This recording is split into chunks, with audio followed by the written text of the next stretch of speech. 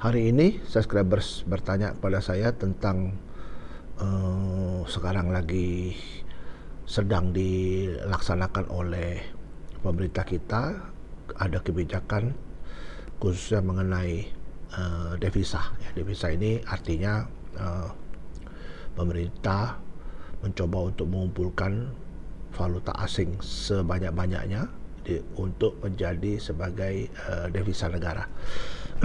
Jadi jalannya itu macam-macam ya. Ada hasil import ataupun bukan hasil import, hasil ekspor ya, hasil ekspor dari para pengusaha-pengusaha itu, ataupun juga dari berbagai sumber ya, bisa hibah, bisa segala macam yang berkaitan dengan transaksi di valuta asing ini. Itulah yang disebut dengan devisa.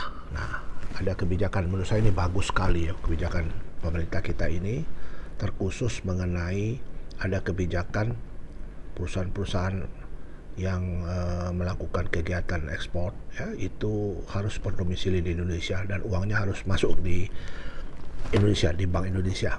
Ini sangat bagus sekali, ini yang mengumpulkan devisa kita agar kita bisa meningkatkan kekuatan ekonomi kita, khususnya dalam bersaing di dunia global. Nah, ini menurut saya selain bagus, coba perlu dikritisi juga ya. Ini yang saya mau sampaikan juga, ada permasalahan sebenarnya di dalam hal melihat itu sebagai satu kesatuan.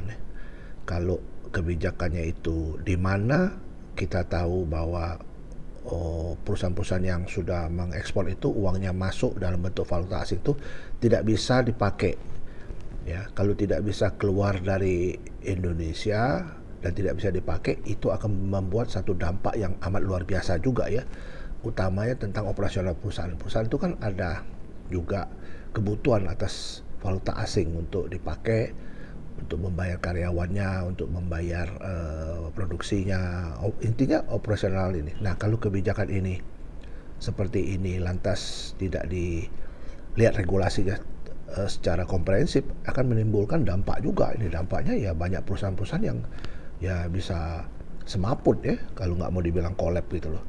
Nah, memang ada terobosannya itu, perusahaan-perusahaan tersebut bisa meminjam uang di bank ya, dengan back to back. Artinya back to back itu gini, ada simpanan ya, simpanan dalam bentuk US dollar itu bisa dijadikan jaminan untuk pinjaman ya. Namun kita tahu bahwa untuk valuta asing kan bunganya kecil sekali ya, mungkin 1% ya. Coba kalau sedang minjam di domestik ini, bunganya rupiah itu bisa mencapai 6-7%. Jadi spread selisih bunga itu siapa yang nanggung, seperti itu.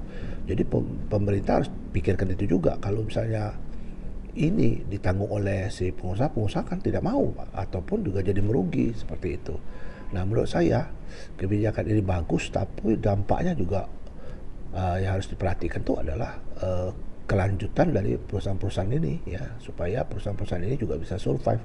Kalau kebijakan 1 tahun tidak boleh keluar dari itu, bagus sih, bagus, cuma ya tadi ya, bagus ya tadi ya harus diikuti dengan regulasi yang benar gitu loh. Jadi kalau hanya satu pihak aja dipikirkan oleh pemerintah, ya akan terjadi stagnasi yang luar biasa menurut saya itu ya. Itu kebetulan ada juga teman saya kemarin diskusi sama saya itu yang ngomong soal ini juga. Wah, kita sekarang dibatasi ya, bahkan tidak diperbolehkan menggunakan uang itu untuk dipakai keluar gitu loh. Nah, ini yang mungkin perlu dipikirkan, perlu juga didiskusikan ya di kalangan elit untuk memutuskan satu kebijakan yang tidak merugikan mana-mana gitu ya. Devisa ada, terus perusahaan bisa jalan, karena kalau perusahaannya mandek juga devisanya akan ya pasti kurang, seperti itu kurang lebih ya.